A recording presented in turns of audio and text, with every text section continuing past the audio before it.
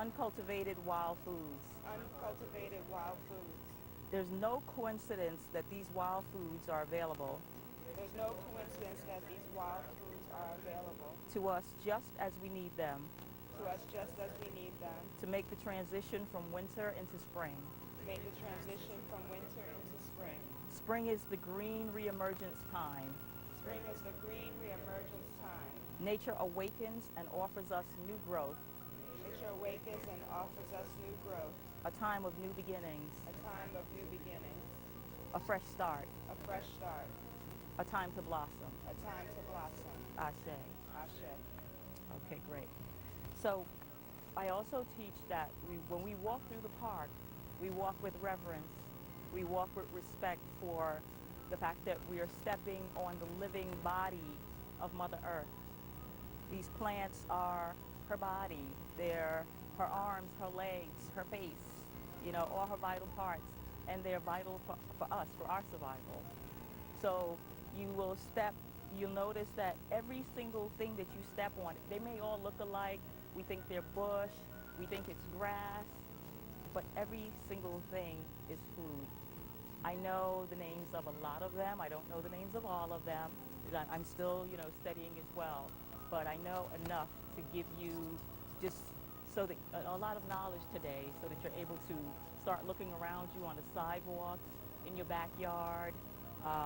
When you go to different parks or different places wherever you live, you'll start to recognize these things that you've been digging out of your lawn and throwing away, that they're actually food, Okay, I'm happy that you brought your daughter today because this information needs to keep continuing to go to a younger generation.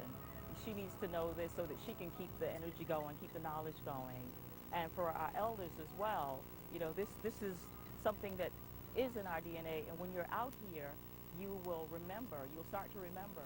You'll come away from the concrete energy, and the plants themselves will try to reach you, try to speak to you. When you touch them, you'll start to open up. Your DNA will start to receive the messages that they're trying to give you. And the more you become open, the more that you'll be able to take in the sounds and the vibrations that the plants are trying to give to you. I like for people to invite your friends on these tours. And I'm happy that you came today, also just being excited about what you heard that we were going to be doing. I ask for offerings because it is a teaching, it's a service. I realize that I am a steward of the earth, and I provide a service as well. So the offerings are whatever you feel.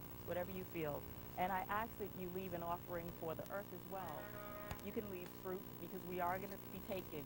So you want to be balanced, be ma'atical, and give back. You can leave crystals. I like to leave coins.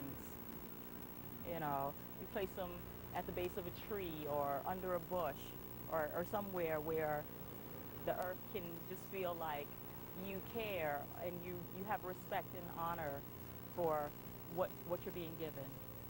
Okay? Feel free to ask any questions.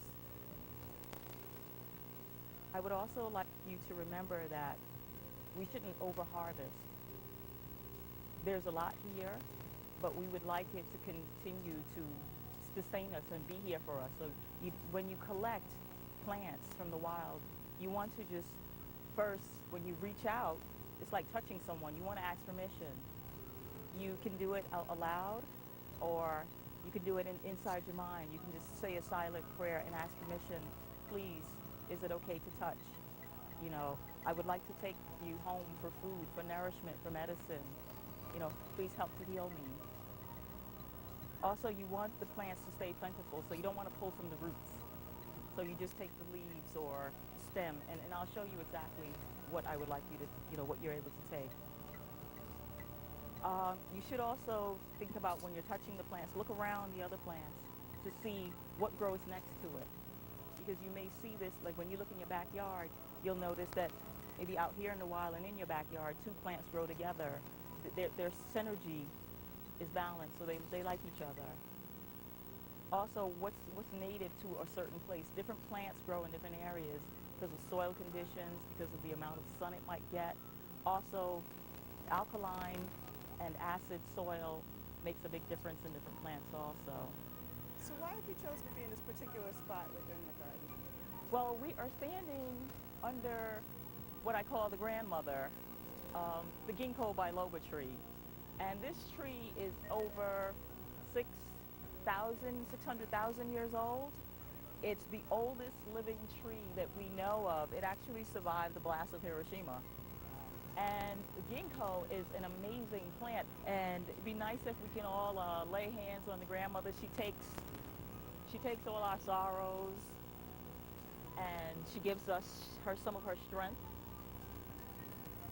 The ginkgo, we use the fruit of the ginkgo tree. The female gives a fruity plant, a fruit actually, with a nut inside of it. She gives a fruit with a nut inside of it. And we don't use the fruit part of the nut because it could be pretty irritating to the skin. So you boil the fruit off and you open the nut and you use that, for food. And it is good for bringing oxygen into the brain, into the blood, so that oxygenates the brain as well. And a lot of people, mostly I see a lot of Asian people collect the fruit because they know they've been using this for a lot of years in Chinese medicine,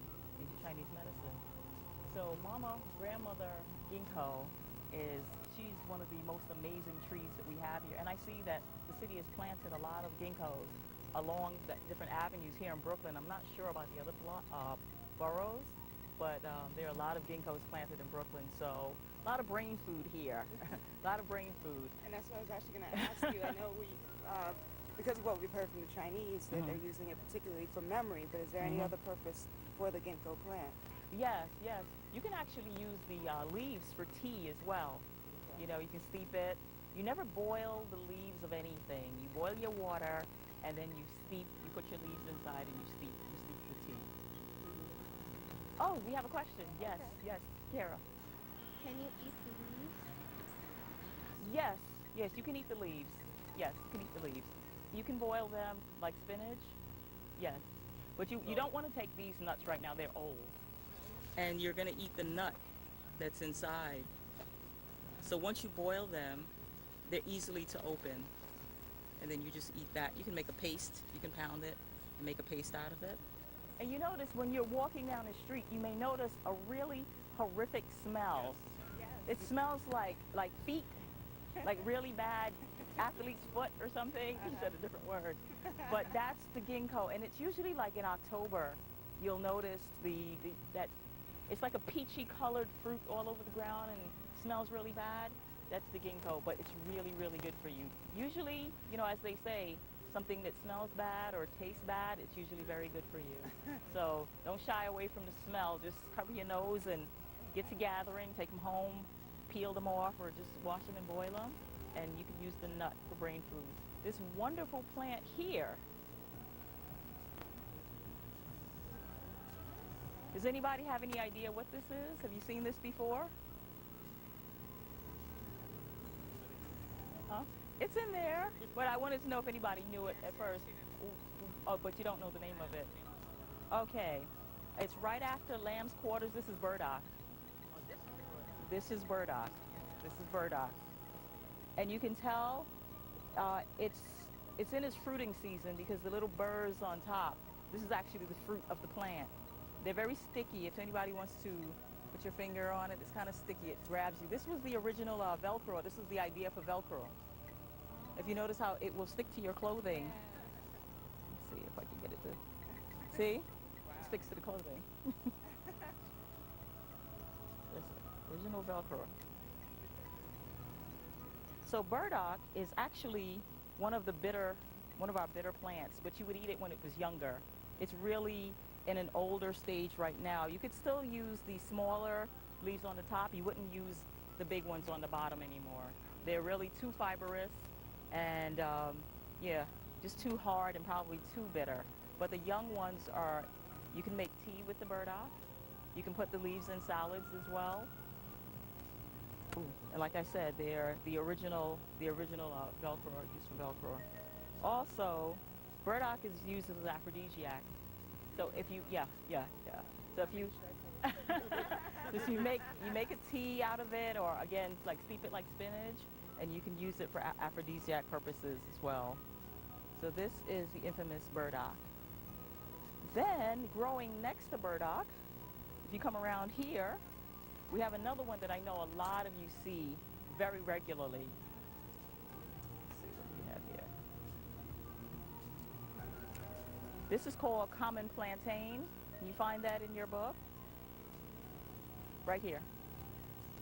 This is common plantain. And just looking at it, could anybody tell me what the shape of the leaves remind you of on your body? Kara? Does the shape look like anything familiar on your face? I'm trying to give you clues. Your eyes. It's good for glaucoma. Yes. Sometimes the plants will teach you in that way based on the shape that it appears. It'll let you know what it's good for. So also, it's very fibrous. It's very spinach-like. Lots of vitamins and minerals in this plant. I mean, this is like a life plant. It's also a cleanser. This is the seed pod here. It has a flower first. It'll give you a white flower, if you could see that. It was right here. And then the brown pieces are attached to a green pod. And that's the seeds. This can be ground when it's dry. It can be ground like a flour. And it's actually psyllium husk. We've heard of psyllium husk. It's a fiber used for laxative purposes. That this leaf down here reminds you of eyes. Yes, and, like the shape of it. Yeah, and you said another word that I can't remember. Glaucoma. Yeah, what is glaucoma? Glaucoma. Glaucoma. It's an eye disease. It's like an infection or an eye, a situation that happens with the eye where it's like diseased, it's not well. So making a tea with this and drinking the tea or even rinsing the eye with the tea would help that situation. It'll give the eye the proper vitamins and minerals that it needs to help it along with some other things that you should do, like check with the doctor and things like that. But this is something that can help you. But what the doctor tells you to do, you can add this on. Also, it's good for bee stings, which is very helpful to know out here. It's good for bee stings. So if you got bitten by a bee, I'll give you an example. You would ask permission, of course. You can do that by gently rubbing the leaf while you're saying a silent request. And you use your fingernail to just take a piece of, take from here. And then you would put it in the palm of your hand. You'd rinse it off if you had water, but if you didn't, you could use saliva. And you'd break it up. You're going to make a poultice. You'd crush it. Use water. Saliva is fine. Get all the juices out of the plant. It's nice and liquidy. And then you can put it on your bee sting. Or a mosquito bite. Or any bite or eczema. It's good for eczema. Eczema. Yeah, you know about eczema? Yeah, my friend from school has eczema. And you can tell it's a boy or a girl. You can tell her that there are plants growing in the park, especially something called common plantain, that she can come to the park and make, crush the leaves and put it on her eczema. And that would help to soothe it. And it's very moist. As you can see, I didn't put water with it. It's very, very moist. Okay. Oh, again, and the seed pod, does anybody remember what I said the seed pod was? Psyllium husk. Psyllium husk. And what is psyllium husk used for? To cleanse the bowels. Okay. Can I say something? Sure. I'm amazed that you can find something like this to cure such a significant disease, because I have a sister who has congenital glaucoma, born with it, and she's had several surgeries over her lifetime trying to preserve her vision, and my sister, now she's blind. Wow, So wow. of something like this, maybe her vision could be preserved. Right. It's amazing that you find these things just laying around in open plain sight for us to Right, use. right. Well, if you look at a common plantain inside the, find it inside your book, and we'll actually look at the properties. There it is. Common plantain is easily found growing in tropical regions as well as in our lawns and our gardens. It has many applications. You can use the seeds, you could use the leaves, and I showed you pressing the leaves to make a juice. I mean, it's very juicy. It's not a dried plant. You pick a really big leaf and you can cover a good portion of the body or make a good tea for the eye. It helps with bleeding as well. It helps to stop bleeding, bee stings, different wounds.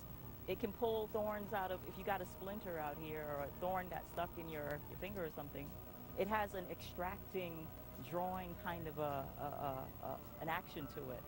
So it would help to help that splinter to kind of lift up out of your body part. Oh, it's also said to be anti-venom also. So if you got bitten by a snake, it would help to pull out. Because because it extracts. For all you campers out there. Yes, it draws. So it's very, very good to know the common plantain plant, and it grows very, very, very abundant in this area of New York City and Brooklyn. Well, let me ask you a question. Yes. Unfortunately, with all of what we consider to be new technologies, we're able to transport things from all over the world. Now, from what you said earlier, where you are, you will actually have what you need growing in that region. Right. And that it grows during a certain season, and Right. the seasons change, and you eat what's supposed to be eaten during that time. Right. But now that we're moving things all over the world, and we're able to transport strawberries when they're no longer in season, I don't know if the same thing happens in these public parks. Do they take plants that are not supposed to be here during certain seasons and put them here, and how does that affect us? Good question. I spoke to a representative from the park about a week or so ago, and she was telling me that they were actually taking out things that weren't, they were trying to move some of the things that weren't native to this area and bring more things that were. And I guess that would make us have to do more travel too. You'd have to travel outside of your area. And we'd get back to hunting and harvesting and gathering and learning how to dry and naturally preserve, these plants for our uses, in the time when they're not growing. So I hope I answered your question. Sure. Okay. I Yes. Some of the plants, they go to sleep in the winter. Yes. But I got some of the stuff in my backyard. Uh-huh. I just take them up when the spring comes. Right. But in the winter times, they die. Mm-hmm. It's like, I live in a country. They have a country. Yes. I have a big plant in my house. You take it inside to. No, in the backyard. Oh. And then when the winter comes, it goes down in the earth. Right. Right. And then the spring comes. People been asking me for them, and I give them away. I don't know what it is. Oh, you didn't know what it was. Oh, okay. I don't know what it is. Well, it's good that you were sharing it. It's good that you're But I have sharing. plants in my backyard. Yes. And I'll tell you something interesting. What I learned also, for those of us who have backyards and you actually put your energy signature into the soil with either your hands or walking barefoot, the earth will start to give you right there in your yard what you need. It'll give you those plants that you need. It does a reading of you or anybody else in your household that's walking on that earth, that's put their signature in that ground and touched the soil. It's going to give you what you need. It's amazing. Yeah. Yeah. And every year it's different. Different things will come. Things that maybe you'll have a health challenge all of a sudden, and then something that wasn't growing in your yard for years will all of a sudden pop up. Yeah. And if you don't know what it is, then you dig it up, put it in the garden. Well, that's why these walks are important. We have to get back. Dandelions, we all think of them as weeds. Oh, we'll talk about those. We'll save that for last. Dandelion is really like a powerful, powerful healing agent. It has so many different uses. Okay, so we'll move on to, let's see what else is in this particular area. I'm not sure if I have clover inside, and I knew this would happen, that we would see things that I didn't have. But these are clovers. It has the, I'll take one to show you. It has the 3 small leaves, kind of a triangle. And if you notice, it has a white circle in the middle, like a C that makes a circle. And this is like, it's in the red clover family, and it's a female herb. The red clover is good for the uterus, it's good for our blood, it's good for breast milk. So this is not as strong as the pink one, the red clover, but it can be used just as well if you can't find that one. So you just have to use more and use it more often. So lots of vitamins here, lots of calcium, lots of minerals here. And how is there significance when there are four leaves? I know some people don't believe that it's for good luck. I don't know if there's something different about the plant if it has more than three leaves. That much, I don't know. I haven't actually ever seen one. Okay. I haven't seen one. These are clovers. Yeah, these are white clovers. Yeah, it would be rare, right? If you saw four. Yeah.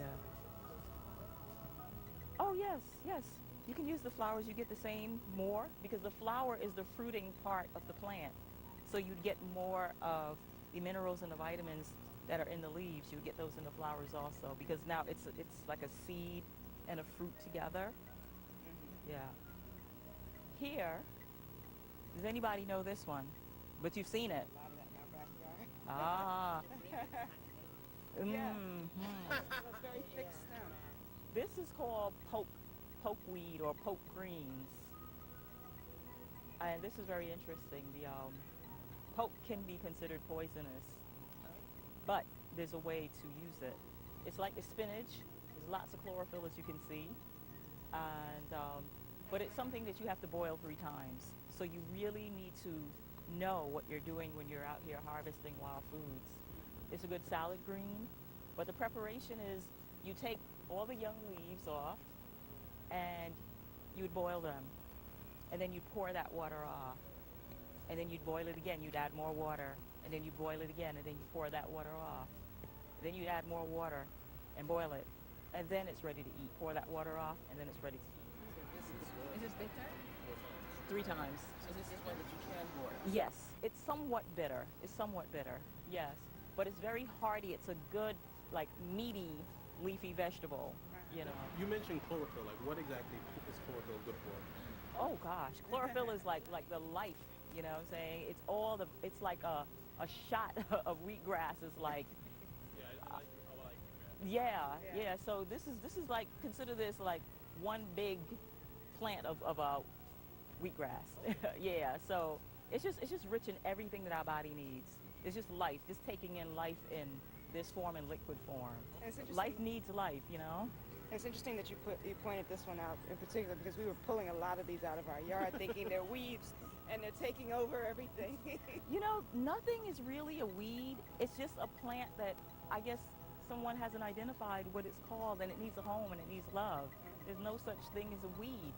All of these plants out here have a reason for being. They're here for us. They're parts of the living body of the earth, you know, and they're our friends.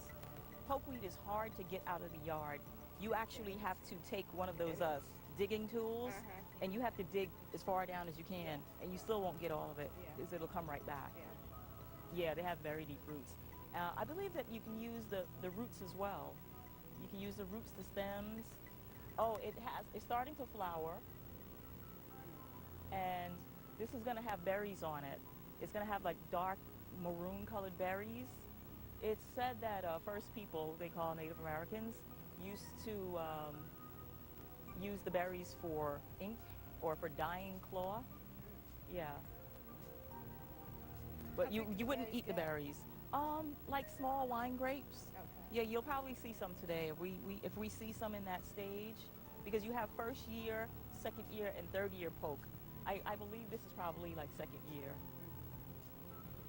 And all of that information comes from like continuous study of the plants. You know, you have to see them in the different seasons. See them what they look like in April. See what it looks like in November. You know, this one stays a pretty long time before it actually goes back into the earth, though. It stays a long time. Okay, we're gonna. Oh, I should let you know that we wouldn't necessarily harvest from food for eating and drinking. We wouldn't harvest from this close to the roadway, where traffic is going by, people are walking their dogs or anything like that. We wouldn't use anything this close. We would go into the inner parts of the park where people wouldn't really let their dogs go, and that's where we'll get the food from. So it's cleaner, less pollution, things like that. So this would be an area where we would actually, you go in away from the traffic and cars and pollution and dogs and things like that, and go up into these areas here.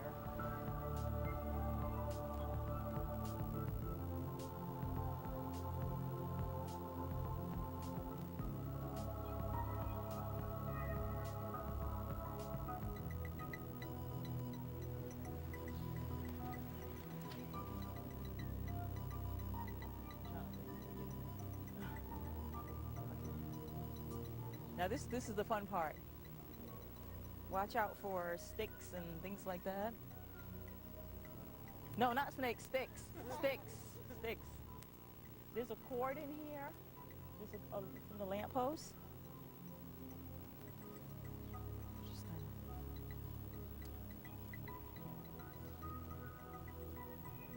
So we would harvest like in here.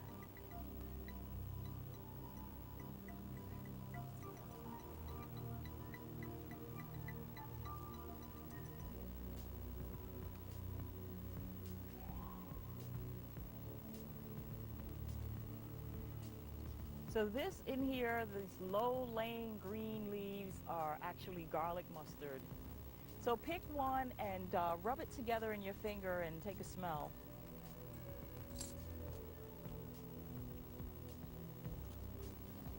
Really crush it. This would be a salad green. You smell that? Ooh, Serious, right? wow. Oh yeah. That is great. So imagine this with some spring mix.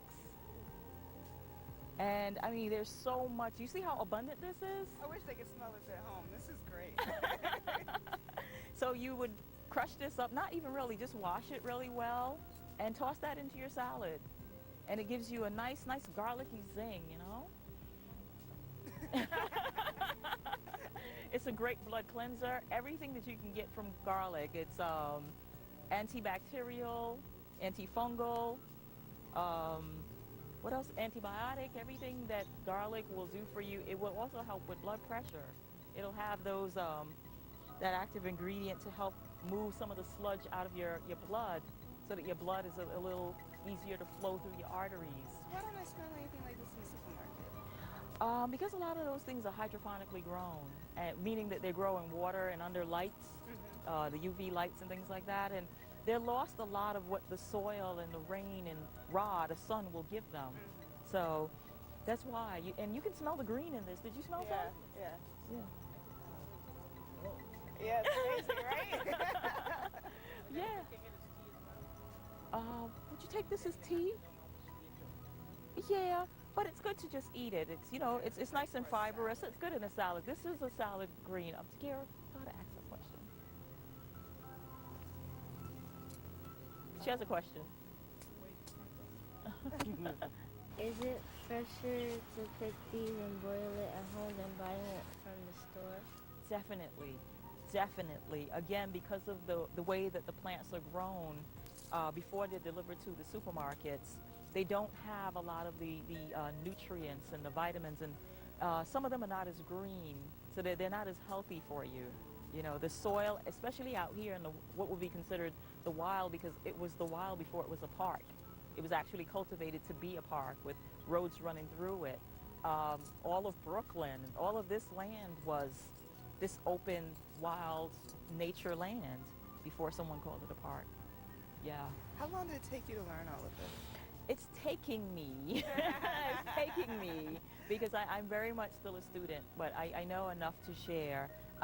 It's been, I would say, about 5 or 6 years so far. Growing up in a garden in Barbados myself, I've always been paying close attention to the details of nature. I just am very focused and very passionate about just being out in nature. It feels good to me. It feels natural. And I find that the more that I quiet myself and tune out a lot of the outside world, that they speak to me more. I touch them. I walk barefooted here sometimes, in my backyard especially. And I definitely feel that connection to the plants. And you can have it too. You can have it too. Just be still. Be still and let them teach you. I know. I think I want some more. Yes. Go in, take the bigger leaves, remember to axe, and clip them from right under the leaves by the stem.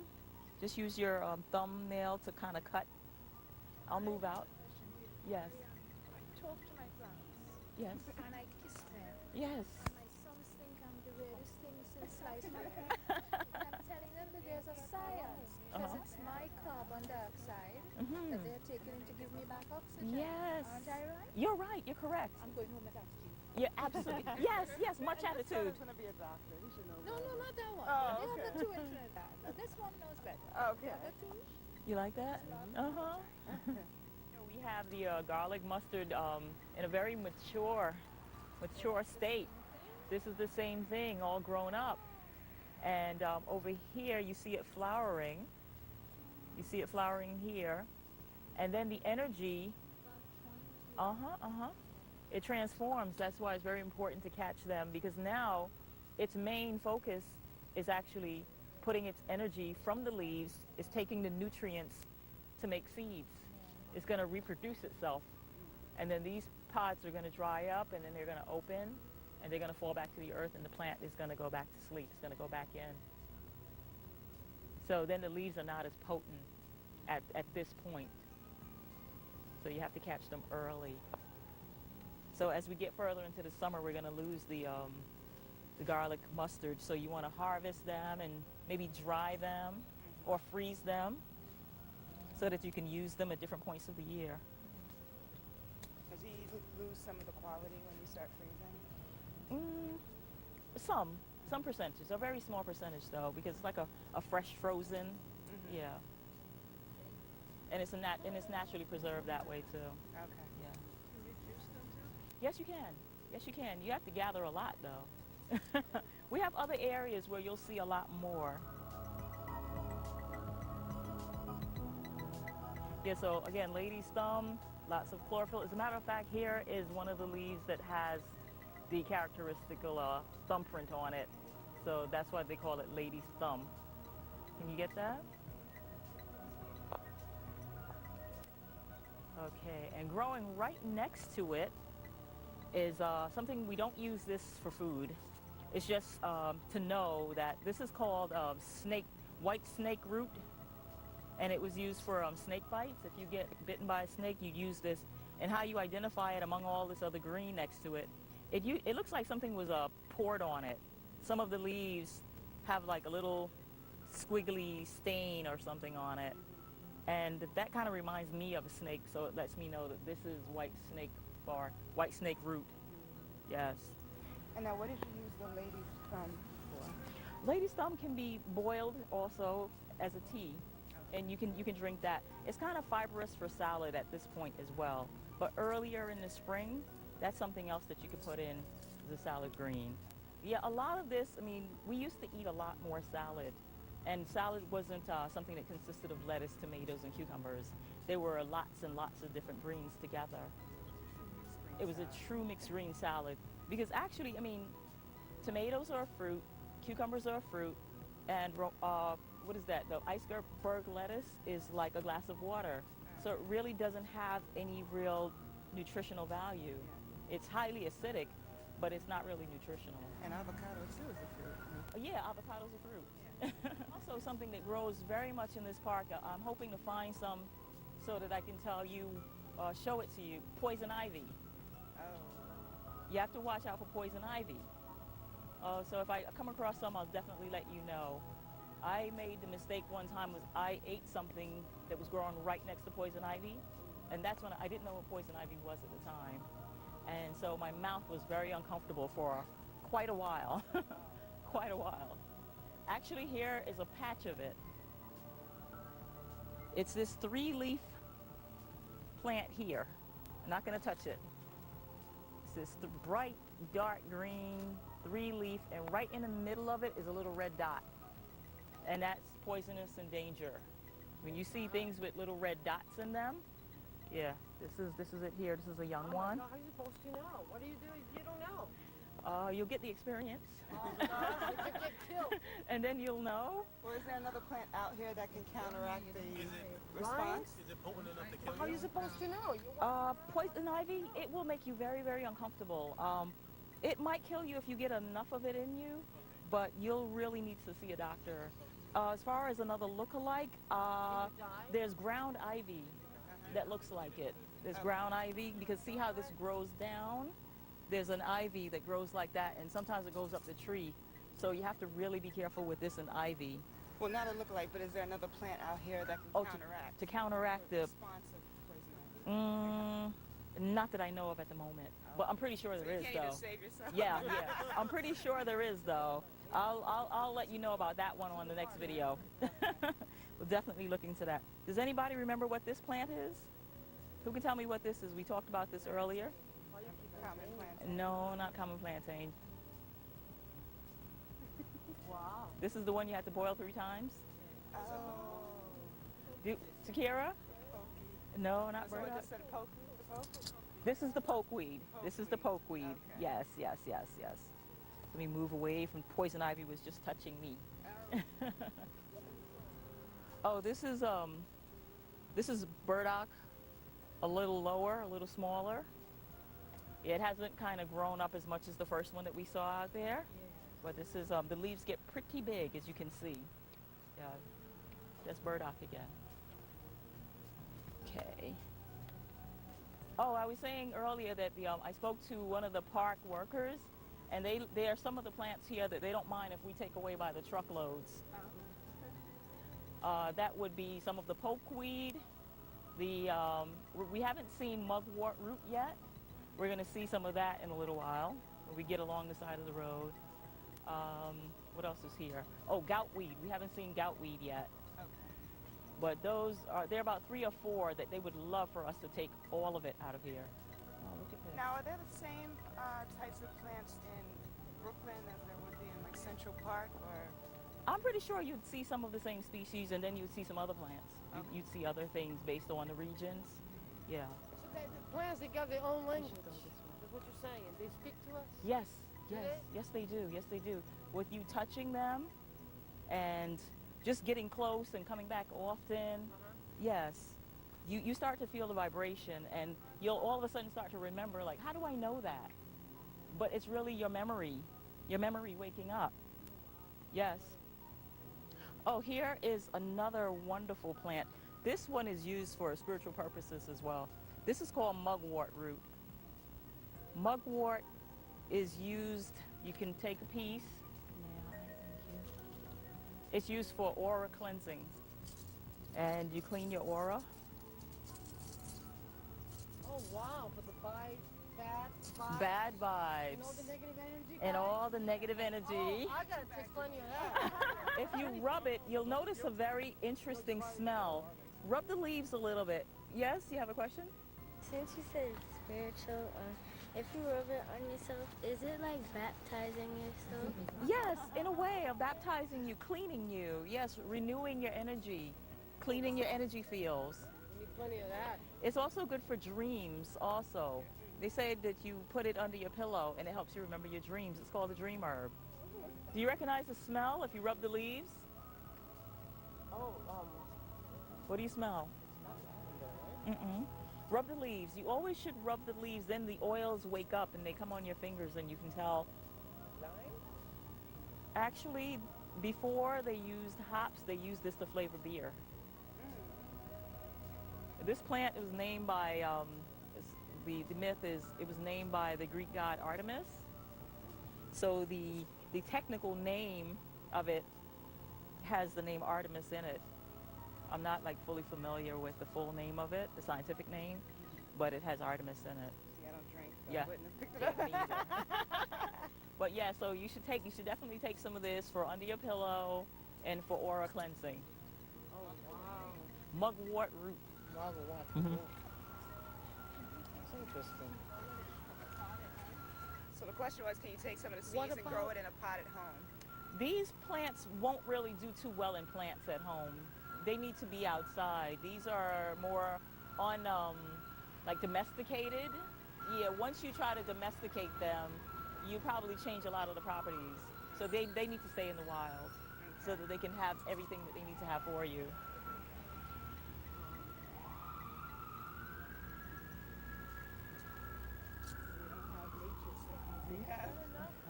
Wow.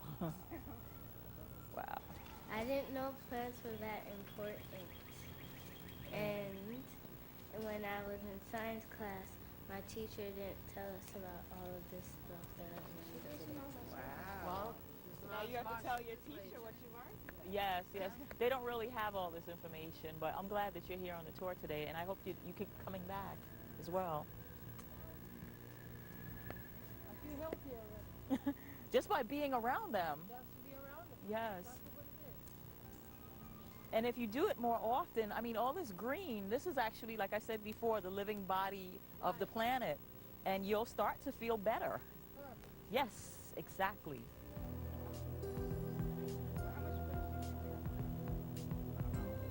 How long have you been walking? Not long. 20. Probably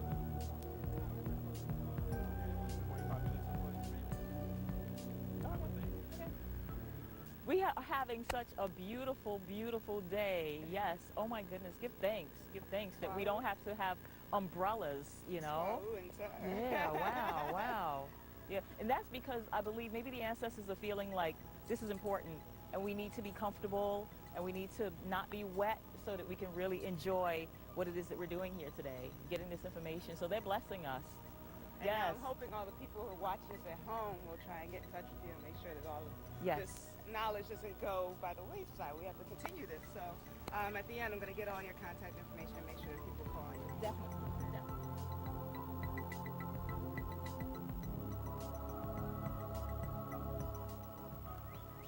Yes, that's red clover, the cousin to white clover, the stronger version of that plant Okay. that you can use for your uterine strengthening, for strengthening the breast milk, making it more nutritious. Very, very good herb for female wellness. Yeah. It's a wild rose bush. The only thing that you would eat on here is right behind where the flowers were. This is going to turn into rose hips. Yeah, you get rose hip from rose bushes. Yeah, not all of them though, but some of them. Yeah. Yeah, but this particular one is just wild, and it grows really, really, really big.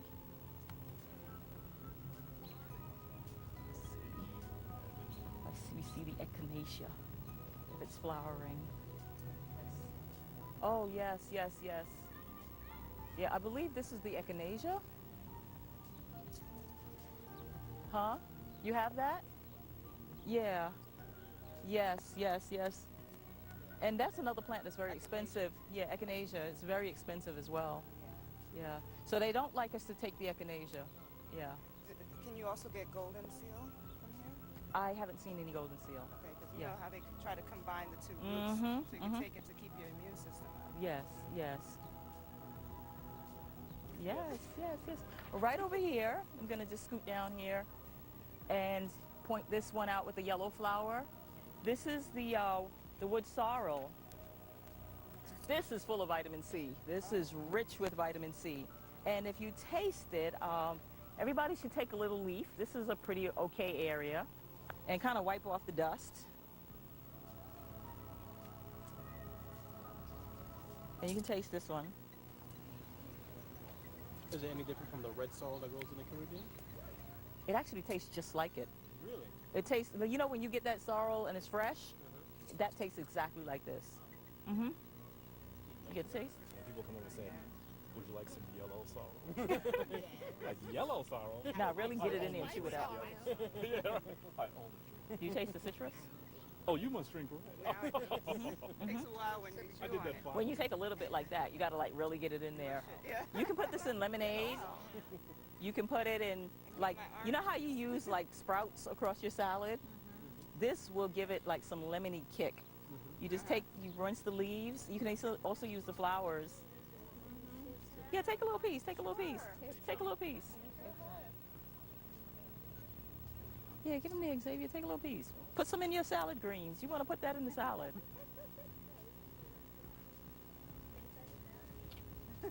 You taste something? Yeah, keep chewing.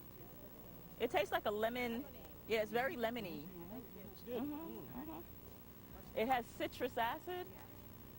You can put it in soup and sauces. Actually, I'll tell you the story about this. Native Americans munched the leaves to relieve thirst while they were on extended journeys. It kept your energy level up. It's good for cramps and nausea. You've got that lemon vitamin C. The sorrel is used as a blood cleanser.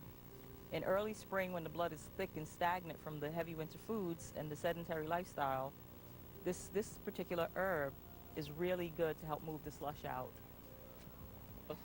as with anything, even vitamins, if you take too much, you can irritate your system. So everything you use in moderation, just because it's good for you, doesn't mean that it's good. Just take a lot of it constantly. And the thing with the salad green, the wood sorrel, is it grows in areas where the soil is poor, so to speak. Like it will show you, if you're a gardener and you see it growing up all over your property, it tells you that your soil needs a little bit more revitalizing. So it's an acidic area, you know what I'm saying? And it probably won't grow in an alkaline area. Yeah. But that's not a bad thing, because for the plant and what it needs and what it has to give you, that's where it needs to be. Yeah. So nature, it just like adjusts itself, you know? It regulates itself. It knows where it needs to be to give us what we're supposed to have. No, what is it? Wrong and right is relative with nature. Yeah, it's all relative. We have a question over here.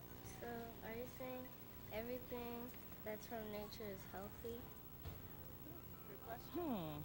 You have to be very, very careful. Some things are not healthy for you to eat, but they're healthy for you to put on your skin. So you really have to do your study and know what you're using, what you're taking, what the plants look like. It's very, very, very important to learn this information. I guess what you can say is that everything in nature is necessary. It's necessary. But you need to know what its purpose is. Exactly. Let's get a little closer. Get a little closer. Because we really have to pay attention, you know? It's very important, like you said, looking at it just with that eye, it'd be like, oh, it's just a lawn or something, right? Yeah. But it's actually water. You get close to it. It's supposed to look like this? Yeah, this is like an algae that's growing on it. This is actually something growing here. Okay. Yeah. Wow. It's stuff growing. It's Oh, the turtles. oh, look, there's some little turtles. Yeah. Just sunning. There are a lot of turtles in this park. There are people from the city, the one that Mari and I Look. Put them on the. Yeah. seems like it's pretty big. So there are the ducks over there. There's a bunch of chamomile over there. Yeah. Be careful about coming into the park smelling really perfumed, because you can attract bugs to yourself. So you want to be careful with that. And of course, I put on coconut lotion this morning. So I'm just asking for it. Oh, I wanted to point out this plant over here. It's in the tomato family. It's like, it grows a red berry. Do you see this growing over your backyard? It's called Nightshade. And if you notice, the flowers kind of grow like a candle. Wait, let's turn it up the other way. Yeah. It's like a little candle flame sitting on top of the little purple part. Yes. Yeah, it's called Nightshade. But you wouldn't eat this. You don't eat here the berries. They turn red later on in the season. And it's just one of those never wake up berry plants.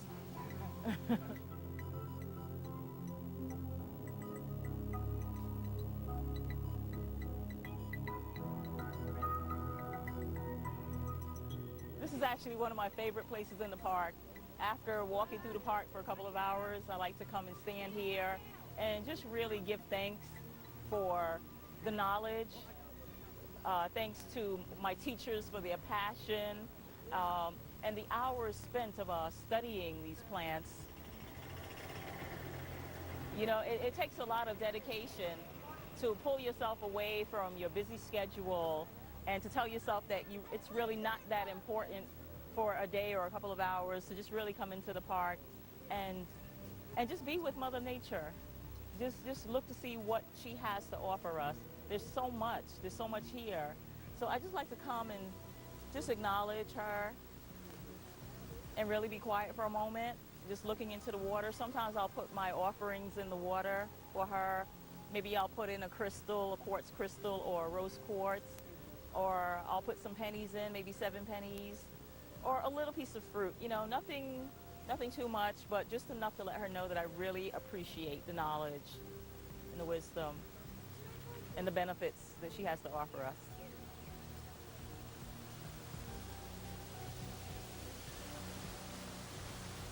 Mugwort root is growing around the water, so we could see that that's a plant that really likes the water as well. Oh, what is that beautiful leaf? It's right above the rock. It's called Jewelweed. Okay. It's funny that you said it looks beautiful, it stands out. Yeah. Yeah, it's called Jewelweed. And one of the characteristics is if water falls on a leaf, they usually pearl up and look like diamonds, and they sparkle. Like when it's raining, they'll bead up. Wow. Yeah, they'll bead up. So that plant got the name Jewelweed. This is some of it right here too. Oh, okay. Yeah. Yep. And it's growing all along the side down here too. There's more. So that plant really loves the water. So who were some of your mentors? Well, for the herb walks, I have walked with a man named Steve Brill. He walks in a lot of the parks here in New York City and outside of New York. And most often, Sister Tyoma Allison, I walk with her a lot. As a matter of fact, I'll probably be walking with her tomorrow. Okay. Yes, because I'm still learning. I'm still a student. But, you Okay. know, yes. We're giving offerings to give thanks. So you could give fruit or coins.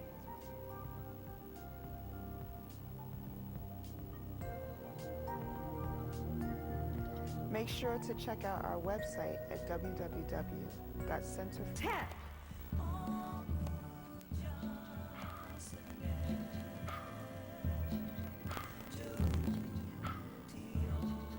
Comedic legacy today.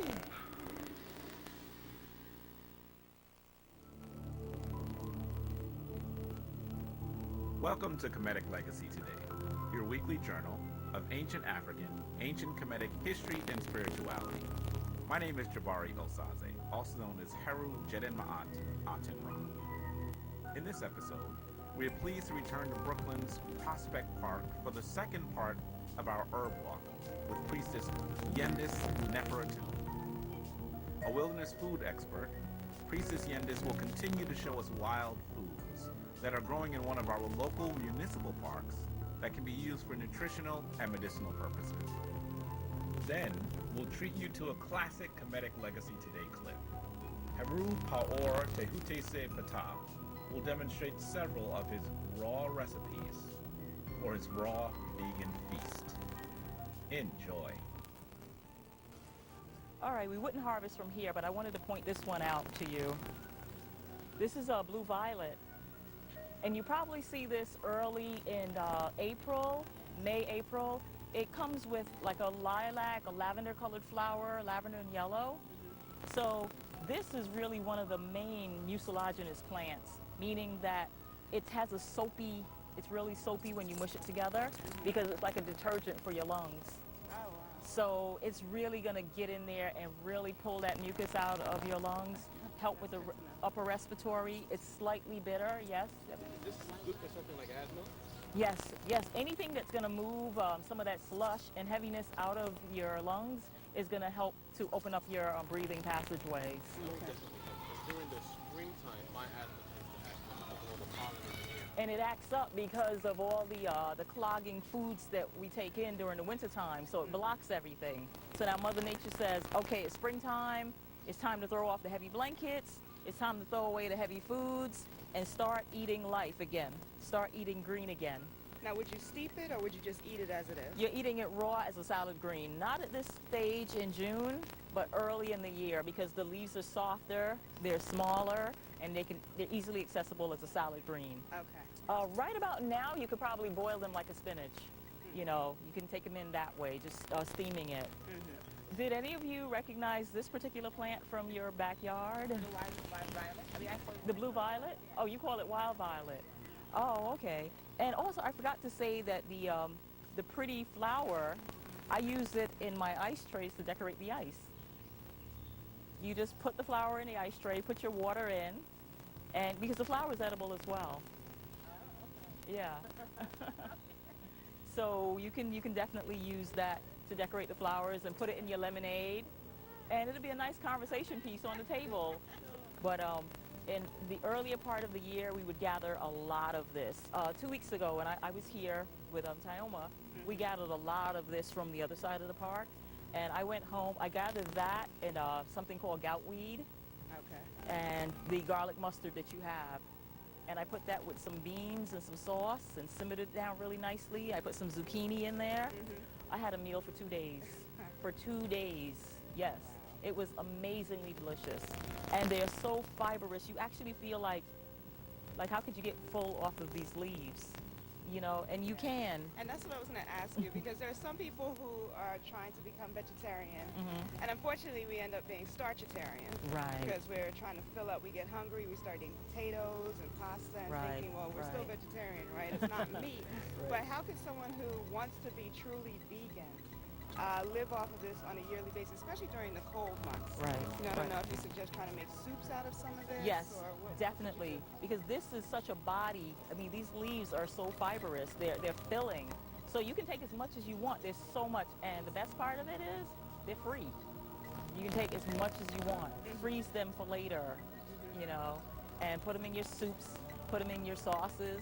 Utilize the freezer a little bit more, you know, than people use it for ground beef and ground turkey and turkey wings and things like that. Move that stuff aside and get your freezer bags and store your green plants in there.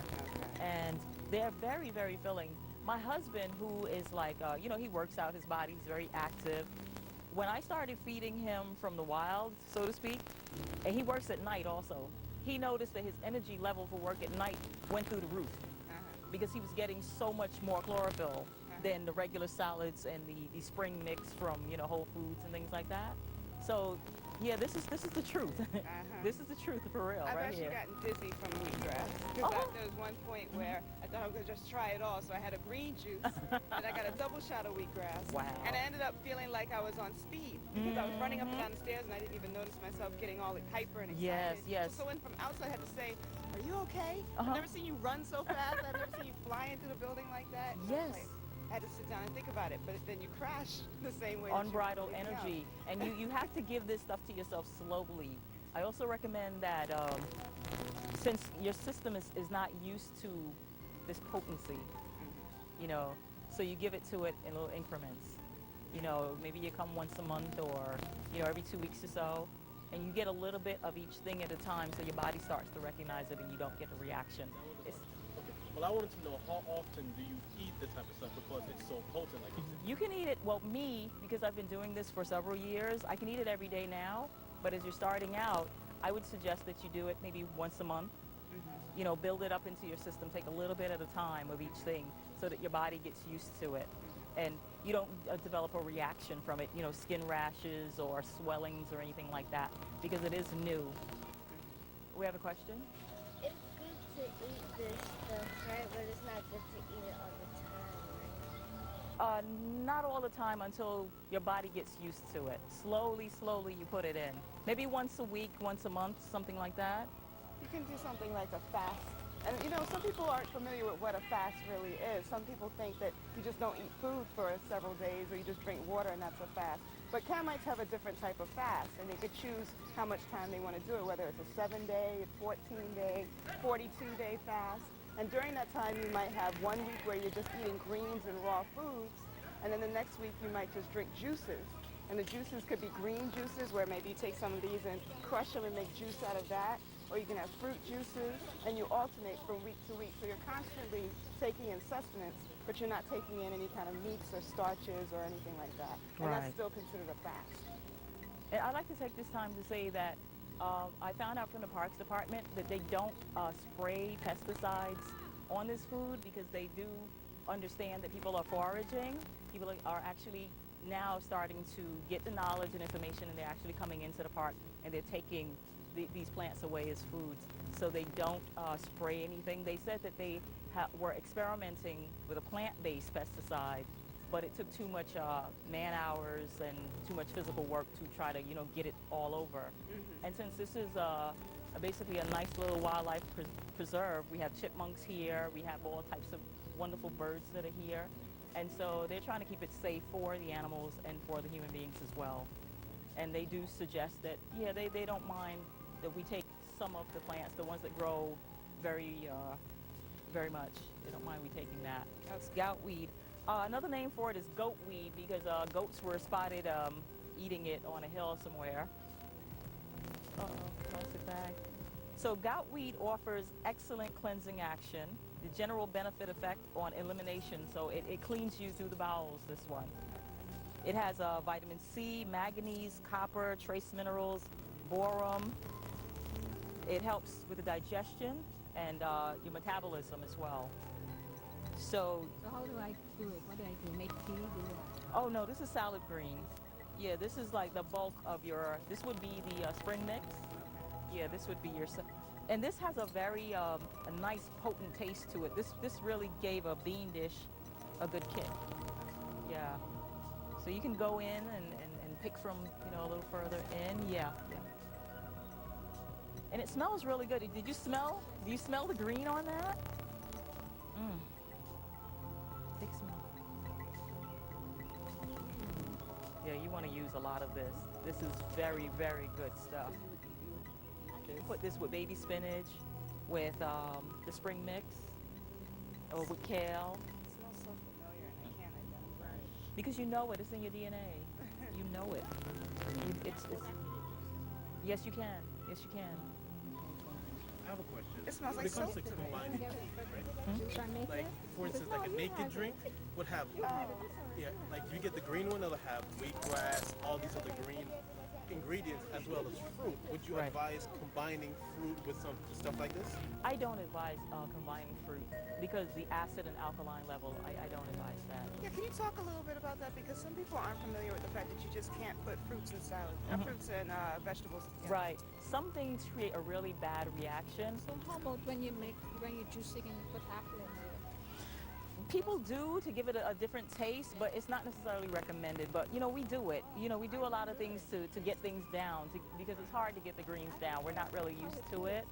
Yeah, so I wouldn't recommend them because your digestive enzymes are there to digest certain things, you know, at a certain time, like fruits and vegetables and different elemental components. So you don't want to mix the acids and the alkalines and things like that because you dilute the enzymes and then you don't get proper digestion. Yeah. And that's the So same that's thing why. even for people who are still eating a lot of starches and Yes. proteins. Yes. You can't mix, Exactly. you know, steak and potatoes. Right. You know, And everybody eating thinks that that's a staple meal, but Yes. you have different enzymes that break down those foods. Like you should only eat your starch and your vegetables together, or your meat protein and your vegetables together. And a sandwich is probably the worst thing to eat because you have your bread. You might have mayonnaise on there, which is dairy. You may have cheese. You may have a tomato, which is fruit. You know, then you have the protein, the meat. So what's going to happen there? And you may be drinking while you're eating that. You may take a swig of your soda or juice or something. So that food does not get digested at all. It just goes down in clumps inside your system. We don't chew properly because you're supposed to masticate your food until it turns into liquid, which makes digestion easier. As Dr. Africa would say, we don't have a set of teeth in our digestive system down there, so you must break it down up here first. Yeah. And not drink with your food. That's very, very important. So that the enzymes can break down that food and it can be used properly for fuel for the body. So would you drink before eating or after? You can do both, but it has to be like maybe a half an hour to 45 minutes away from the eating action. Yeah. So you can do it either before or you can do it afterwards. Okay. Yeah. It smells so familiar and I can't identify it. Well, see, What that smells you may like. be being given this information right now. You know, based on, you know, your DNA and your ancestry. They're letting you know this is something that you used to use at some point in your lives, you know?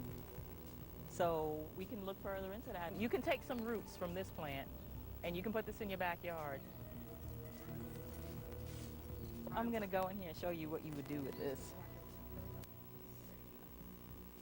And so we wanna get some root. So you would actually go under something.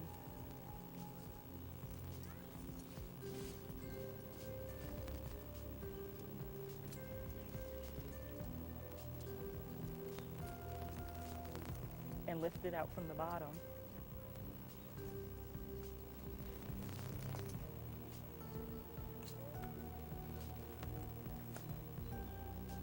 See?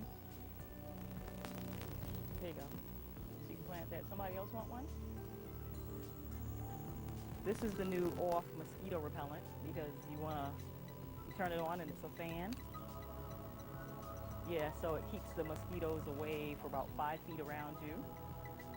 You need to have that. I have my gloves.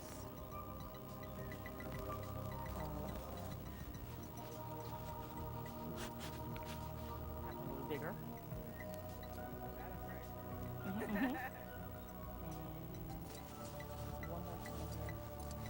clipping twigs. Got my clippers. Yeah. Yeah, I walk with these things because you never know. I might find something in here I want to take home and put in the backyard. I'm looking for garlic chives to show you.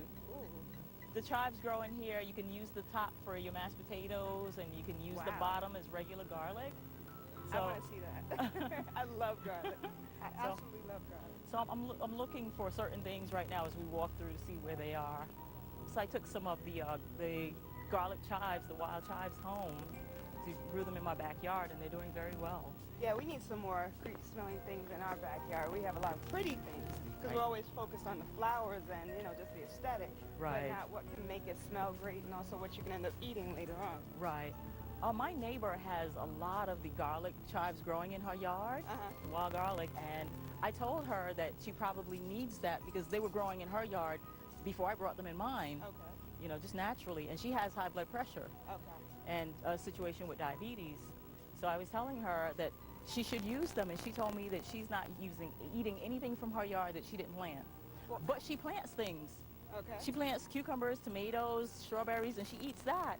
But she goes, I don't know what that is, so I'm not going to eat it. I said, but I'm telling you what it is. And she's like, I'm not eating anything that I didn't plant. She's older Southern woman. Yeah. You Well, know. now my mom has type 2 diabetes. What would you suggest that she could take right out the garden to help her deal with that? I would say a lot of elimination, first of all, like eliminating a lot of the starchy foods that actually turn into sugar. Because what's happening, what's happening with the diabetic situation is that the body is no longer breaking down. It's not utilizing that sugar properly. It's not breaking it down.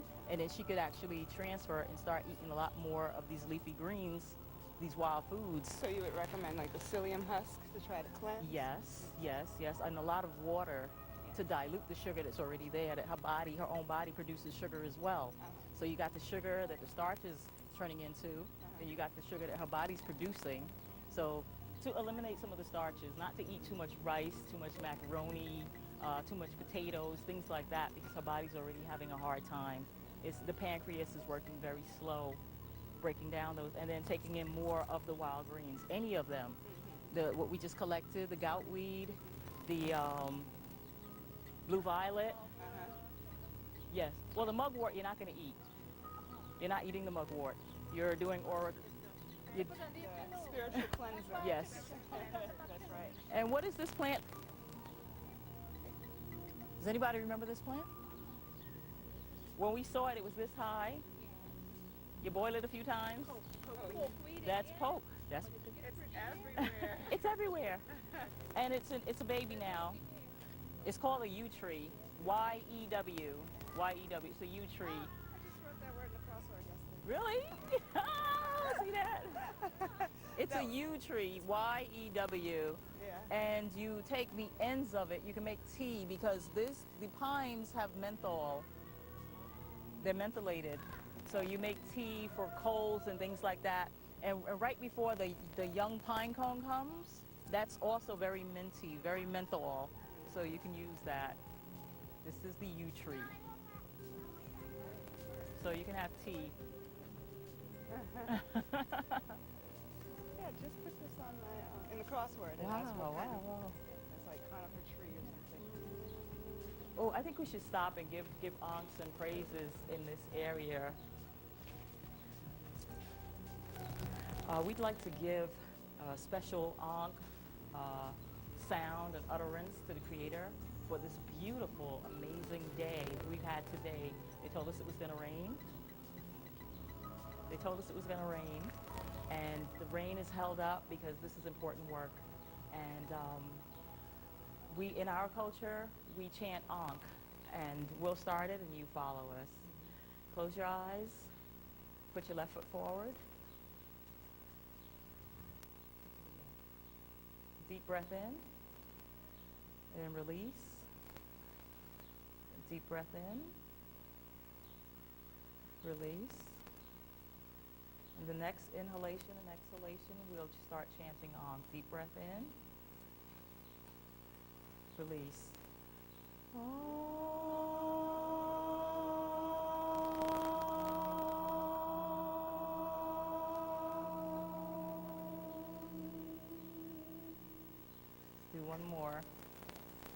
Deep breath.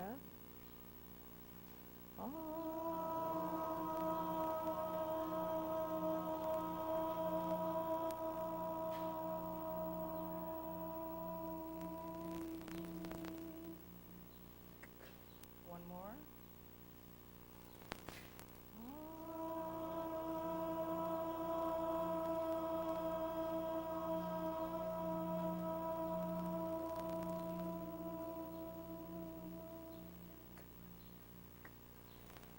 Give thanks. 12. Does anybody want any of this for the salad? Remember what this is? The clover. Sorrel. Oh, sorrel. It's that's the right. wood sorrel. Yes, yes, yes. Yeah, but we have to remember the count is only 3 leaves for the clover. Yeah. Just get a picture of that.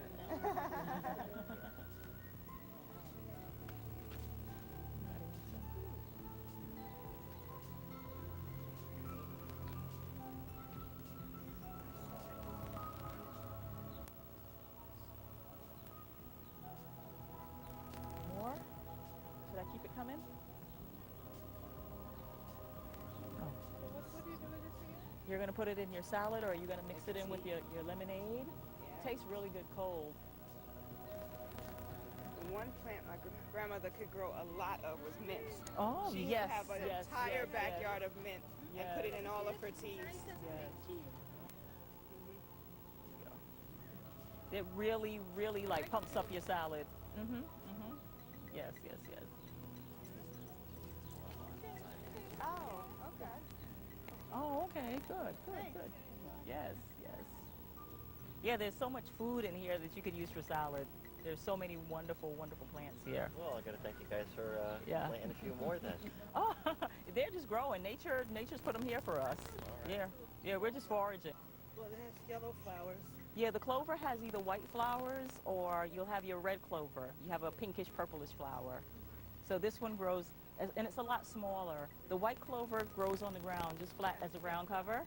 The red clover grows a little taller, and this one stays pretty much like 4 inches, yeah.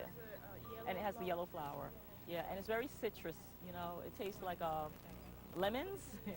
Yeah, it tastes very lemony. Yeah, you can kind of ground a lot of them together, and you can make a lemonade, grind it with some sugar or some honey or agave. In this pot? Yes, you can. Yes, you can. Just don't pick where, you know, dogs may go or where there's cars because of the pollution. Oh, thank you. Yeah. I think I'm gonna pick it up and put in the tea. Yeah, yeah. Rinse it off first, though. Rinse it off and crush it up. Yeah. That's good. And you should you know, communicate with the plant when you take them, and just let them know that, you know, you're asking for some to take with you. Yeah. Just like touching people, you know, you don't just go and snatch a jacket. May I borrow the jacket? Yes, yes, yes. Very Avatar. Yes. You know the movie Avatar? Oh, yes, yes. Just like, you know, in the Avatar, Yes, you communicate. Yeah, they communicate with us too. you talk like, you know, Avatar woman. Yes, yes, thank you. Yeah. Yes, yes. Yes, you want me to help you with some? I can reach a little bit further. Let's see. There you go. You're welcome. You want more? Okay, this is good? Okay. Enjoy. Enjoy. Yes, yes, yes. Yeah. Yes. You can taste it. You take a little piece. You want to taste now and see how it tastes? Nice and citrusy. Oh, okay. Yeah, it's safe. It's safe. Are you getting this? Tastes like citrus. Yeah. Yeah, you really get past the chlorophyll and you'll get the acid, the acid lemony taste. Thank you so much. You're so welcome. You're so welcome. Sure, take Yes, care. yes, yes. I can do that. I can do that. Oh, oh, oh. Remember this one? Do you remember this? Psyllium husk next to it. Yeah. Yeah. Do you see how big this stuff gets? And this one is getting a lot more sun in this area, so it's growing bigger. Yeah. Okay. And you identify it, look inside the, you see the lines, the shape of the eye.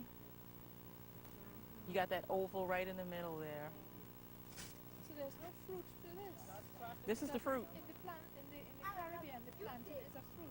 Right, oh, that's so Huge different. banana. Yeah, it's a different plant altogether because that grows into a tree. Right. Yeah, this is your wild herb, your wild plants.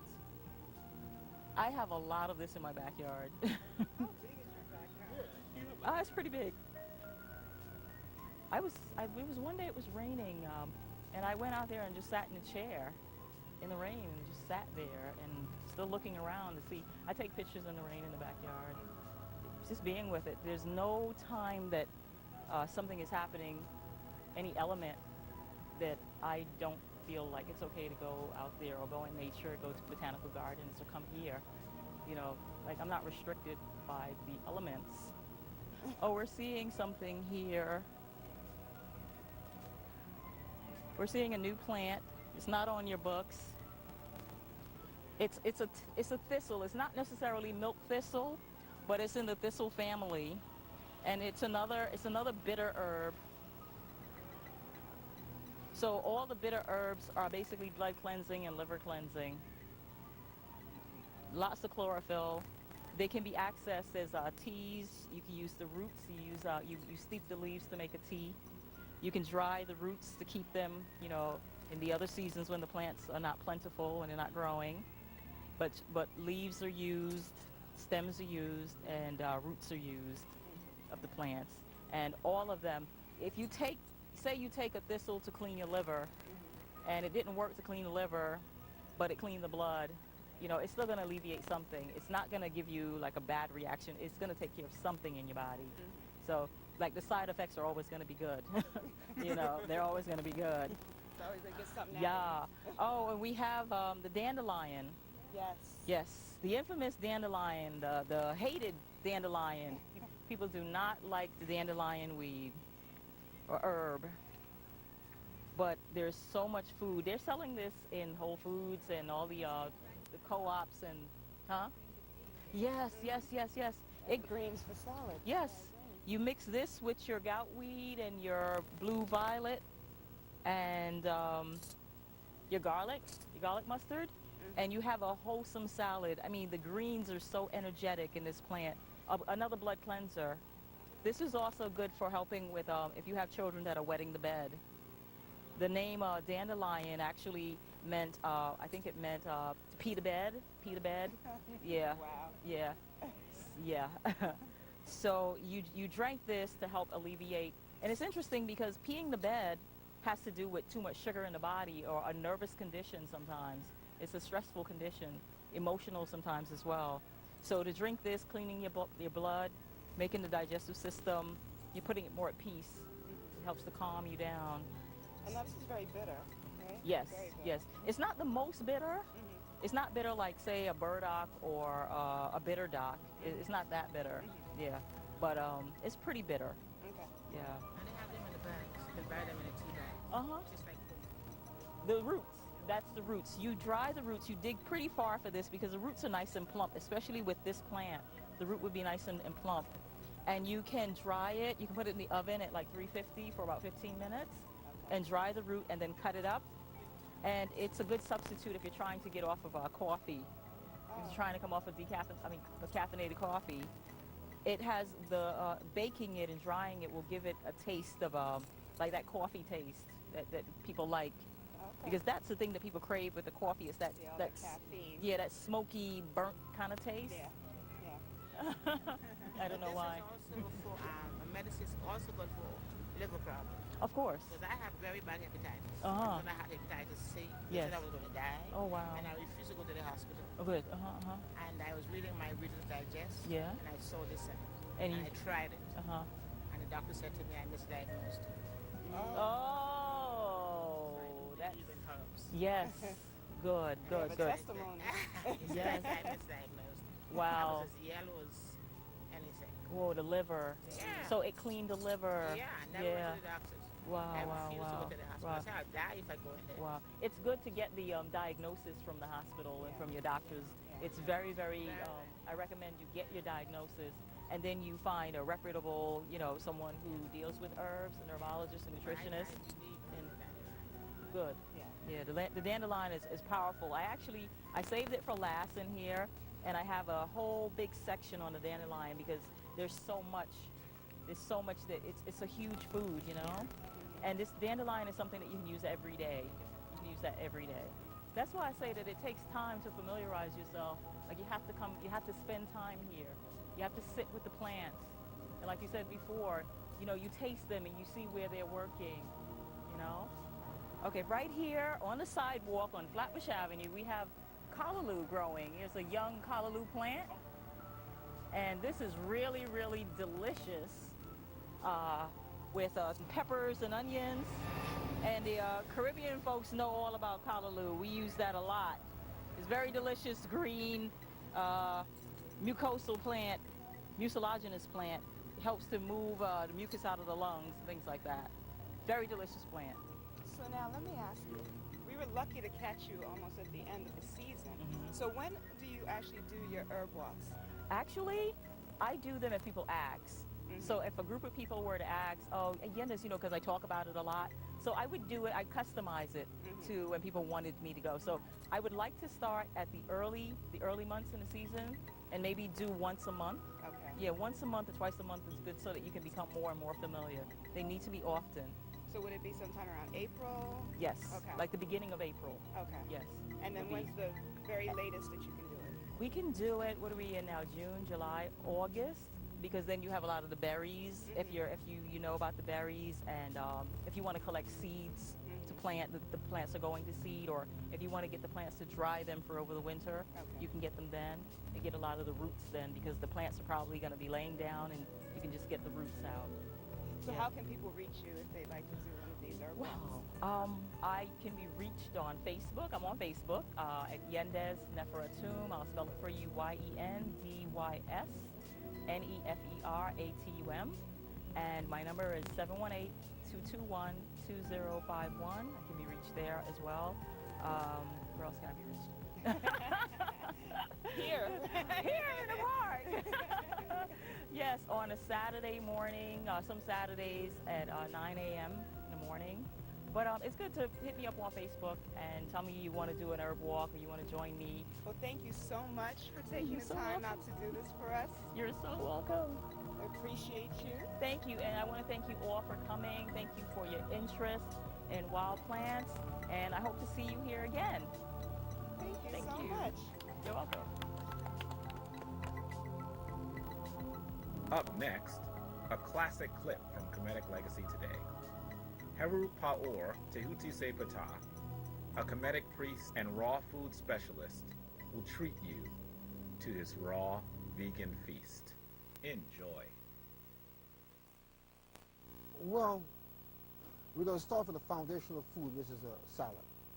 Because how I serve food at home and when I have my restaurant, I serve food on top of a salad, right? Everything was on top of the salad. I even tell people, put some soup on your salad. Use the soup as your salad dressing. So I'm going to first do a kale salad, and then I'm going to transfer and do a salad casserole. Because for so long a time, people always complain that salads are too light. They go right through you. So I started adding everything to the salad. So I'm going to be adding hummus to the salad. I'm going to be adding avocado to the salad, and I'm going to hook it up. He says he's going to hook it up. You hear I'm that? gonna really He's going to hook it up. Hook it up. If we look at the animals, we notice that they don't cook their food. And when we start cooking food as human beings is when we start getting sicker. You know? Because we didn't always cook food. Because we didn't always use fire for food. The foods that are cooked stays in the body longer than the foods that are alive. The foods that are alive move right through the body. And the foods that are cooked stays in the body longer and putrefies. So it's always beneficial to eat most of the foods that we eat them raw. However, being that we live in a world that we have been accustomed to eating cook for so long, I always suggest if you cook your food, put it on top of a salad. You know, that way you have what you call traveling music, because the salad will bring everything out of you, especially this kale. Look at the richness of it. Look at the color of it. You know, it becomes a broom inside of the colon. It sweeps the colon. You know. Can we get a shot of the kale and how it looks here? I'm going to try to put this here so you can take a look at it. Now, and you know, I want to ask you a question about kale. Because when I buy kale at my local store, often I'll see other people buying kale as well. Yes. And in fact, one time someone said to me that they were going to put their kale on, go pick up their kids, and come back for it. Right. And I actually didn't understand what she was referring to. But then I began to realize that she was going to cook this for a Yes. really long time. Yes. So how do you do this so that you don't, it might be really difficult to just take it right off your shelf in this form and then decide to eat it just like that. What have you done to it that makes it easily assimilatable? You take the kale, you take it off the stem, the bone. I call it the bone, the stem. Let's see if we can get some bone here for you. You know? And then you take it off the stem, and this here, don't throw it away. Put it aside, and you juice this later on. All right? But you take the kale, and you break it up, and you want to cook it for a short period of time. I told you so we're not using no fire. We're not. We're going to use the lemon juice to cook it. So you take a little lemon juice, and you pour a little lemon juice over it. And then a little olive oil. Now, was there a particular type of olive oil that you'd want to use in this instance? You can use virgin olive oil, or you can use extra virgin. I don't know what extra virgin is. Somebody had to explain it to me because I thought that you was either virgin or you wasn't. I didn't know it was extra or something extra. I was like, but it means the first press. The first press. That's Right. what the virgin is. So and after you take it, then you massage it. While you're massaging it, you're softening it, right? But you have to keep in mind that you're making food for other human beings. So usually when I do the kale at home, right, I'm into, I wish you bluebirds in the spring to give your heart a song to sing, and then a kiss with more than this, I wish you love. You know what I mean? So you can put that into the food, because when you're dealing with food, you have to be in a wonderful spirit when you're dealing with food. You can't be getting angry when you're doing food. Like some men and women, when they're cooking for their loved ones. No, you got to be very, very sweet. So after you do after you prepare it like this, let it sit for more, and then you get your romaine lettuce, and you cut your romaine lettuce. This here, you're saving for what? Juicing. For juicing. Juicing. I know some of you meat eaters out there are kind of fearful, and I was fearful during my initiation because I still ate meat. So some of you are probably thinking, you know, am I really going to enjoy this? The juice is good. Some of the juices are easier to take than others, but it's what's good for you.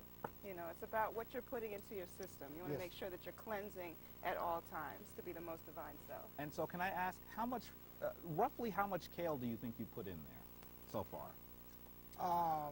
About a pound and a half of kale. Okay. But you could use it, depends upon how many people how many people you're having.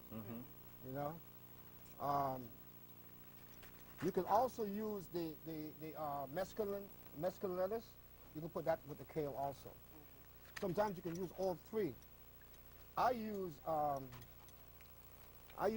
with the kale. I usually use sometimes the green leaf, the softer lettuce. Yes. I use that. We want to make sure that, are you able to get a good shot of this? I mean, I think that this certainly doesn't look like some of the shredded, worked over lettuce that I see in some of the fast food restaurants. And so I'm enjoying the work that he's doing here with this. That looks good. Isn't that magnificent? That looks good. And I'm noticing that it's very vibrant in color. Very vibrant. Is there something about the color that we should pay attention to when we're looking for Well, food? you know, the green foods are the highest of the foods. You know, anywhere there's chlorophyll. What's another term for chlorophyll? Huh? Oxygen. All right? And we can't do without oxygen, right? We can do without water for a period of time. We can do without food for a period of time. But without breath, There is nothing. it's a wrap. That's right. It's all over. That's right. That's right. So after the kale is, after the salad is prepared, right? Then you want to now season it. You season the salad the same way you would season your meat and your chicken. First, I'll take a red onion, cut up that onion. Did you get some of that in your eye over there? Wonderful. Opens up the eye. And you take the kale, take the onion and just, woo! Now, I'm noticing something, Baba Power. I'm noticing that as you're putting these things in this bowl, Yes, it actually seems to be shrinking. Why does it seem like it's shrinking? because it's being absorbed. It's going back to its, you know, because it has liquid in it. Right. It has oil, right? So it's being what you call maximized. So in other words, it's almost like you're cooking it, but not. You're not Yes. cooking out all the nutrients. No, the nutrients are in it. Wonderful, wonderful. You know, most of the food that we eat, we actually eat husk. We're not eating food. We're eating food that has lost all of its energies. You know, so after you mix this up a little bit, then you season it. Can you I'll talk put a some little bit spike about on it. the importance of eating this kind of diet? Like, what's the difference between a person who eats this kind of diet versus someone who consumes meat? Well, first of all, all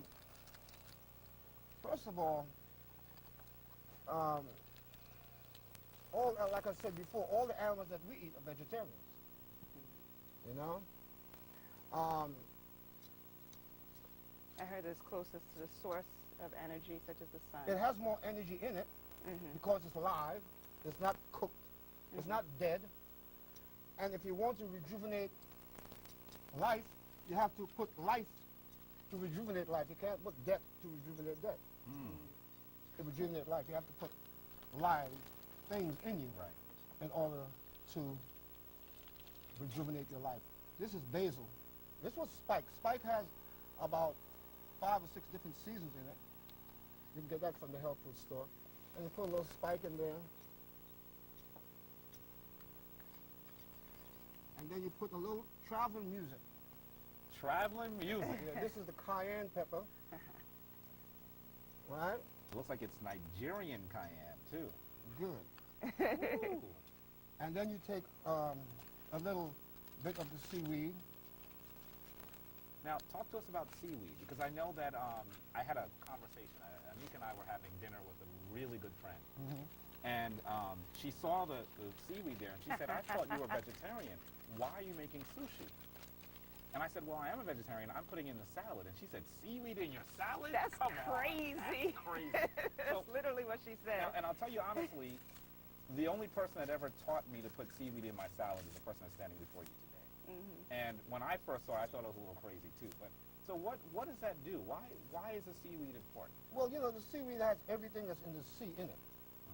You know, all the minerals and nutrients that's in the sea, the iron, everything is in the seaweed. You know, I've also heard. Matter of fact, we're gonna do some sushi today too. Ooh. But we're not going to use fish. No. But we're gonna do sushi. But my understanding is also, well, 2 things about the sushi, the nori sushi sheets, really.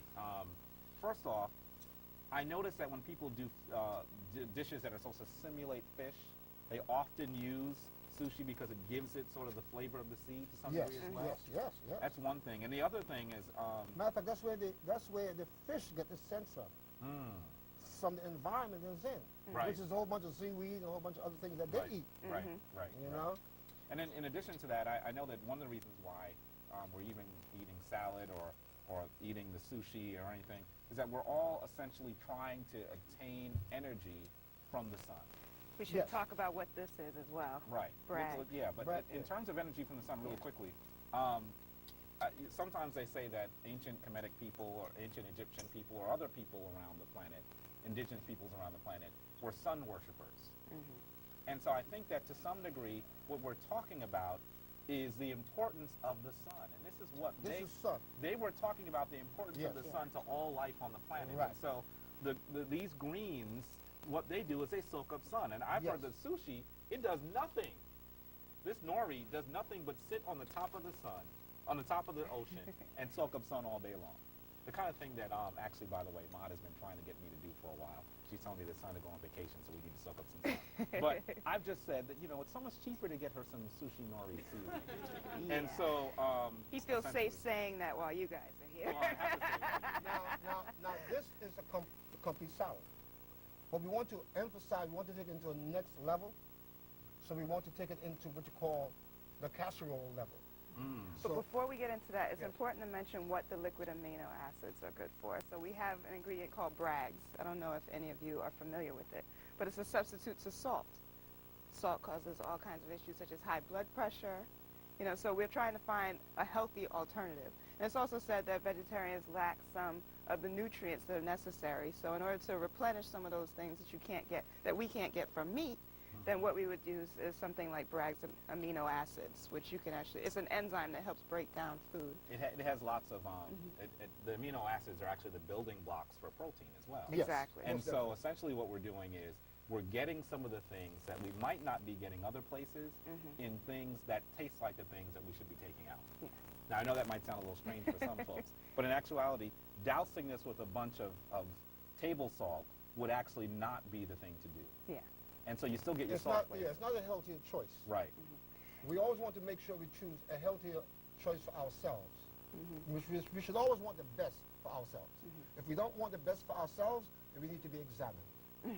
Okay, so you were talking about your salad casserole. Yeah, so this is finished already. What we can do is you can taste this, but keep your plates. Don't throw your plates away. Because I'm going to put this over there. Okay. I'm going to take this here. Okay. And I'm going to make this salad casserole so we can have a choice. So I'll just take a portion of this out and put this in here.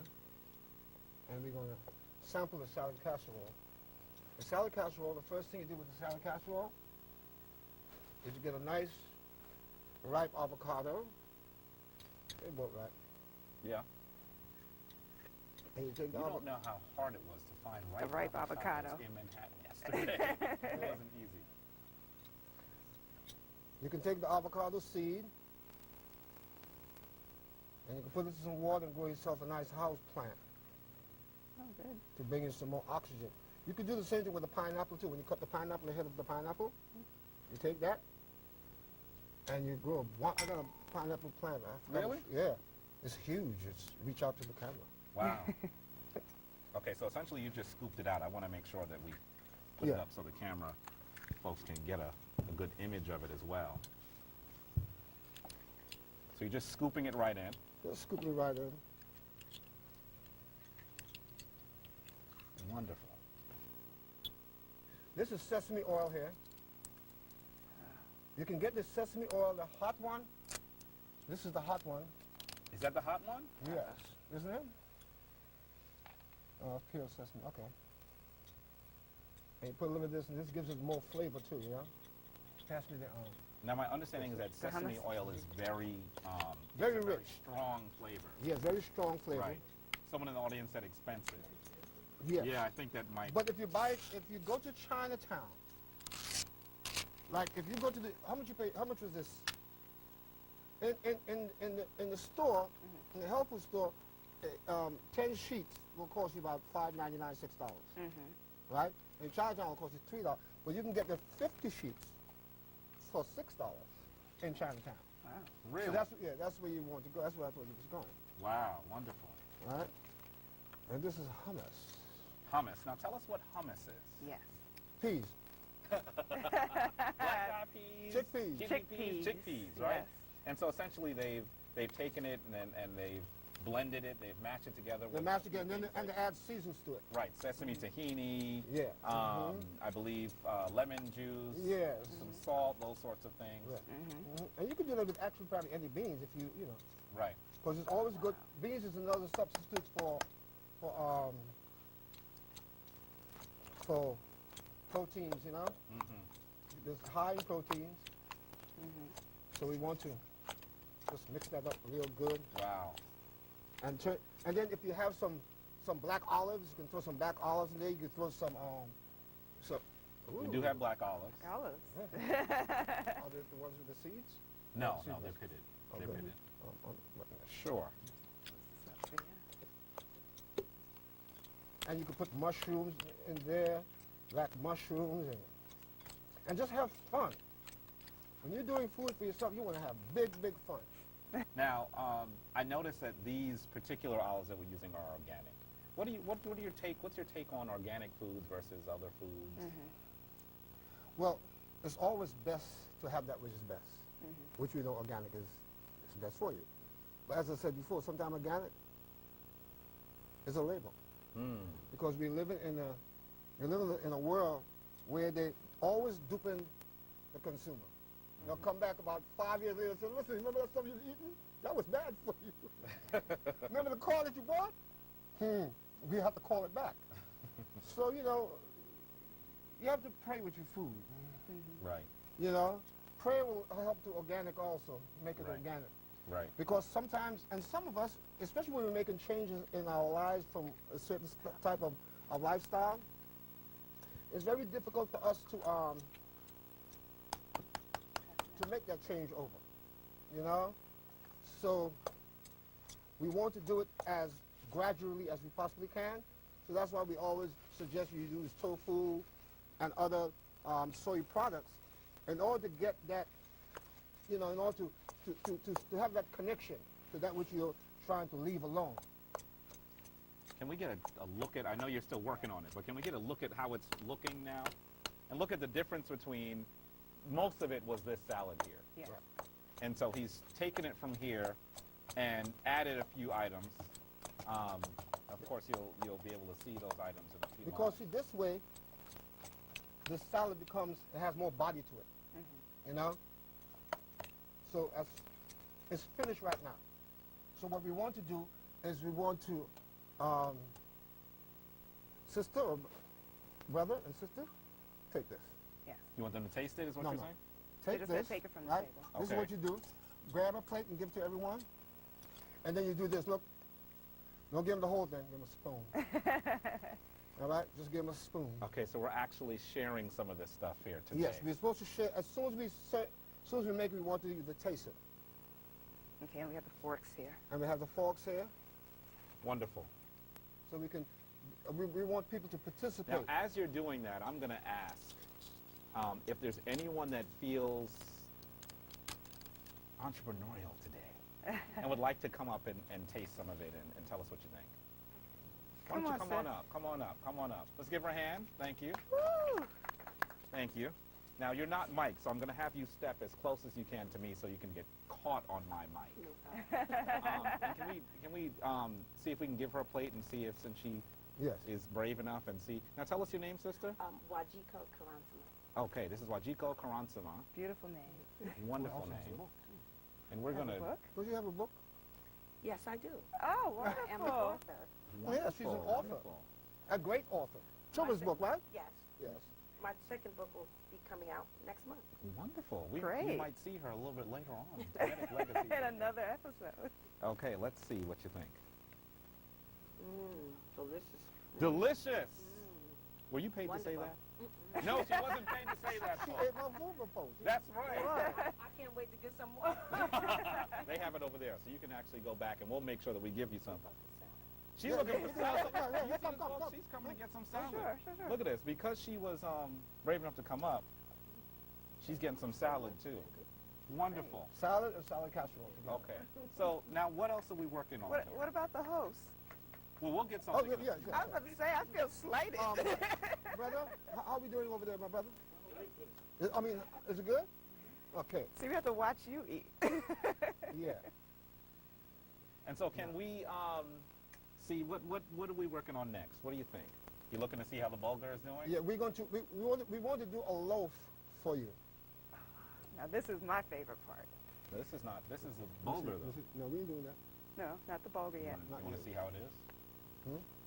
Now, folks, one of the things that we're trying to Oh, do wonderful. here, it works. Bring it here, bring it here. Great. Okay. One of the things that we're doing, we're filming in the studios of Manhattan Neighborhood Network here in Manhattan. And one of the restrictions that we have is that we can't use open flame and things that would actually heat foods up. So Yeah. we were a little concerned about how we were going to do the bulgur wheat. Can you talk to us about what you've done to this so far and how Yes. it got to this? Right. And we'll also show the audience Right. what it This, looks like. this is, give me the one that's, oh, okay. This is the one that's open, right? Right, this is the bulgur wheat, which is a grain, right? And all you do is you take it and you put it, So let's see if we can get a shot of this. if you have, let me show that bulgur. Okay. And so that's the bulgur wheat there. You put this much bulgur, and you put about that much water over it, about half Okay. here. Now show us that with the bulgur again, Baba Power. Huh? Show us what you were doing with the bulgur again. I took it and put it in the water, in the hot water. I want to put it in here so we can see it. Now how much water do you think you put? Um, How much bulgur, how much water? In estimation, of course. Have you ever noticed that master chefs never actually measure things? Now I'm the guy in the kitchen that has to have 3 or 4 cups and they're all spinning well, around. this is what you call spirit preparation.